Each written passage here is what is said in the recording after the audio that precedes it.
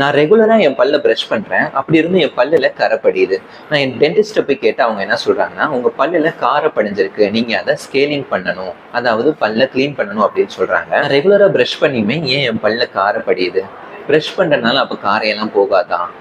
உங்களுக்கு இந்த மாதிரி கேள்விகள்லாம் இருக்கா? இன்னைக்கு அதை தான் இந்த வீடியோல நம்ம டீட்டெயில்டா பார்க்க போறோம். நான் doctor X Princeton Bruno, miracle dental care. நம்ம பல்லுல எப்படி காரப்படியுது அப்படிங்கிறத பார்ப்போம். நம்ம சாப்பிட்ற உணவுகள்லாம் என்ன ஆகும்னு பார்த்தீங்கன்னா, சின்ன சின்ன உணவு துகள்கள் ஆகி நம்ம எச்சில்ல இருக்கிற பாக்டீரியா மூலயமா நம்ம பல்லு மேல ஒரு படலம் மாதிரி படிய ஆரம்பிக்கும். இந்த படலத்துக்கு பார்த்தீங்கன்னா நார்மலா கலர் இருக்காது, இல்லைன்னா பேல் எல்லோ கலரா இருக்கும். இந்த படலத்துக்கு பேரு பிளாக் அப்படின்னு சொல்லுவோம். இது சாஃப்டா தான் இருக்கும். நம்ம ப்ராப்பரா பிரஷிங் பண்றோம், ஃபிளாசிங் பண்றோம்னா இந்த பிளாக்கை நம்ம பிரஷ் பண்றதுனாலே ரிமூவ் பண்ணிடலாம். ப்ராப்பரா பிரஷிங் பண்ணாதனால இந்த பிளாக் என்ன ஆகுதுன்னா, நம்ம எச்சில்ல இருக்கிற மினரல்ஸை யூஸ் பண்ணி கால்சிஃபை ஆகி ஹார்ட் ஆகும்.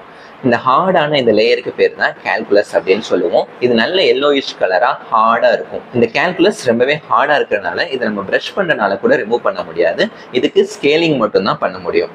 இந்த காரை அதிகமா படிறனால ஈறு பிரச்சனை ஏற்பட்டு உங்க பல்லு இழக்க கூட நேரிடும். இதனாலதான் 6 மாசத்துக்கு ஒரு தடவை இல்ல 1 வருஷத்துக்கு ஒரு தடவை உங்க பல்ல ஸ்கேலிங் பண்ணிக்க சொல்றாங்க. நீங்க திண்டுக்கல் சரௌண்டிங்ல இருந்தீங்கன்னா நம்ம திண்டுக்கல் கலெக்டர் ஆஃபீஸ் ரோட்ல இருக்க நம்ம மிராக்கிள் டென்டல் கேரை கண்டிப்பா ஒன் டைம் விசிட் பண்ணி பாருங்க. நம்ம எல்லா ட்ரீட்மெண்ட்டையும் குவாலிட்டியாகவும் பிரைஸ் அஃபோர்டபுளாகவும் ட்ரீட்மெண்ட் பண்ணி தரோம்.